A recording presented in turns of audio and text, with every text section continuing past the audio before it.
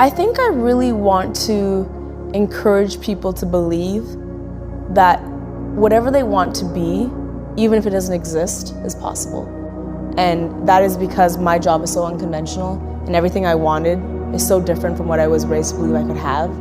And if you're creative, if you mix creativity with hustling hard, any job position, anything you want to become is possible. Show people what your value is, and then they'll pay you for your value.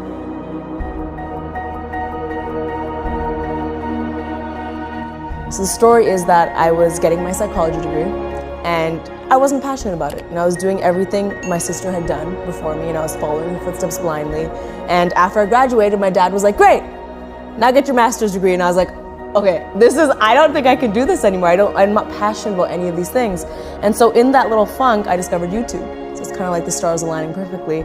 And I posted a first video really spontaneously. It was a spoken word piece about religion. It was very, very, very bad, and it got 70 views. And I think I just fell in love with having a goal during that downtime and learning something new, something I wasn't trained at. Psychology doesn't really help that much with learning how to use a camera, and so I had to make it up as I went along, and it was very exciting for me. People often ask me, they watch my vlogs, my second vlog channel, where I'm doing a whole bunch of stuff in a day. Today, for example, I already had 2 meetings, I'm gonna come here, I'm gonna go home, I'm gonna prep for a shoot. I do so many things in a day. And people are like, how? How do you do this? Like, what is the trick? It's because I really love what I do, and I'm really passionate about what I do. And I think one of the signs my body and mind were giving me before is that I would get lazy really quickly. I would get tired really, really quickly. I would cut corners and come up with little justifications as to why that was okay.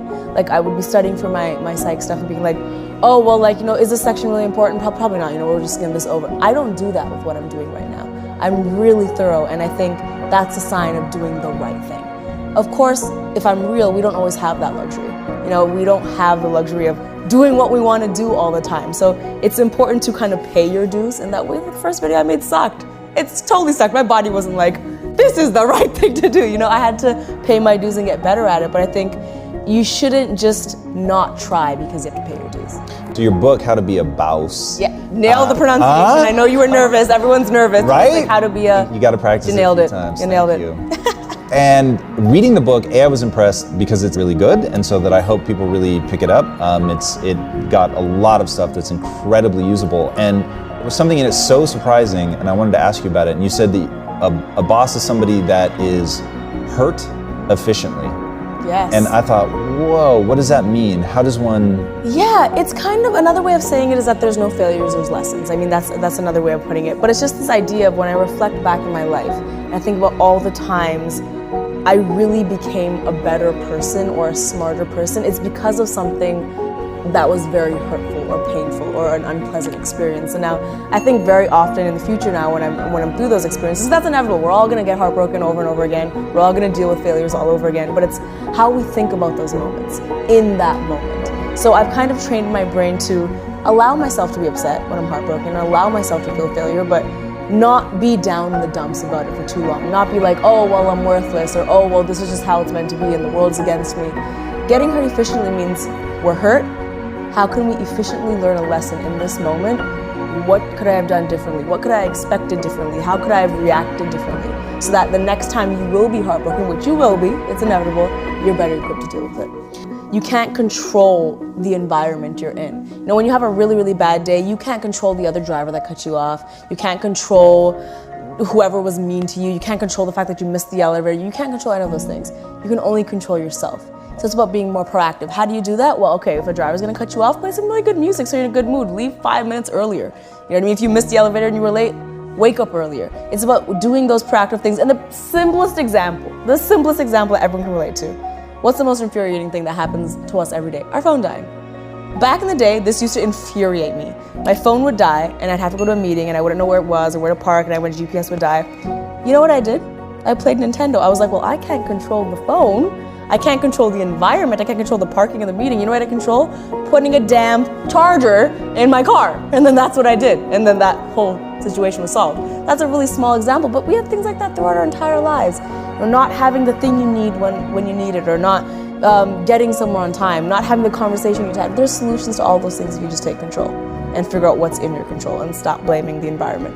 But I do want to realistically tell people that if you want to achieve something at such a level, like, it costs a price. Because I do fear right now, with all the cute Tumblr quotes and all the, the idea that you're special and you're worth it. Everyone's special and you are worth it, but you need to work for it. Like, it's not gonna, a Tumblr quote of you believing in yourself is not gonna get you success. So I also do fear that the opposite of that is letting kids know, like, yeah, get your sleep and get this and just believe in yourself and you're special and you'll get it done. Like, is that really gonna get them success though? It's that in combination with a lot of hard work. And I think that latter part is never told in a very straightforward, accurate way. Yeah, I love that. You had a quote that really hit me. I'll paraphrase it, I'll get close. Yeah. The universe may like the law of attraction, but it likes a good hustle even more. That's like word for word what it is, by the way.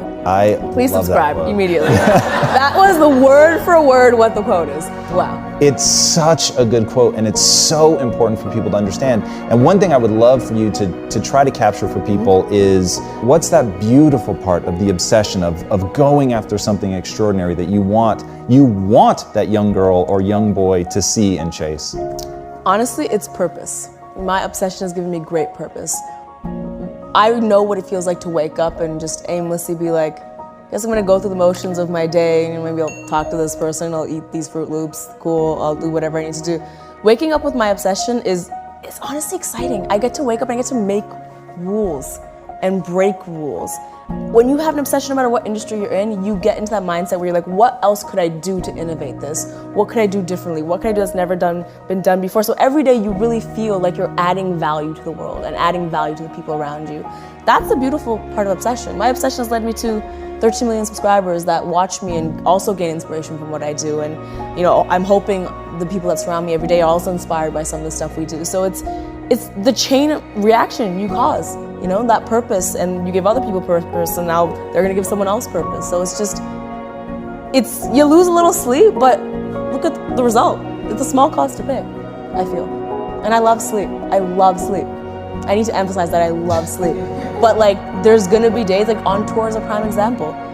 On a regular day, how many hours of sleep do you need? And if you're I'm rested, I need this many hours of sleep. 6. Yeah, see, that for me, that's amazing. You're a superhero. Me, if I could choose 10 hours, I would want 10 hours of sleep. But then on tour, when I'm traveling around the world and performing, there's days where I get 2. And I wake up and I'm like, let's go, let's do the thing. It's a small cost to pay sometimes for a big result. In addition to entertaining, I do funny stuff. That's primarily what I do. But a lot of what I would like to do, I believe I'm doing, is encouraging the hustle. It's I'm doing all this funny stuff. It's not, a 10-minute video doesn't take 10 minutes. It takes a village and it takes a lot of time. And you're absolutely right, I do that in my vlogs and my main channel videos. I'm not shy to let people know how much work this takes. I think that's what makes what I do so special. Because back in the day, traditional, for lack of a better word, celebrities, they were perfect. They were always on and always flawless. I would like to show people a person who works really tired, works really long hours, gets really tired, gets pimples, and that's what it takes to do what I'm doing. It's not just that I show up and everything's glamorous and then I can reap all the benefits. That's not what it is. That's not what it is for anybody, but it's not. It's a lot of work. So if you're watching this and you're like, let me dissect this interview, what are the tips and tricks? There's no tips and tricks, there's just a lot of work. It's a lot of work. It's a lot of focused work, and that's the biggest message I can drive home, is that of course there's practices and things you can do, but you need to stop making excuses, you need to put your head down, you need to make a plan, and then you need to execute the plan.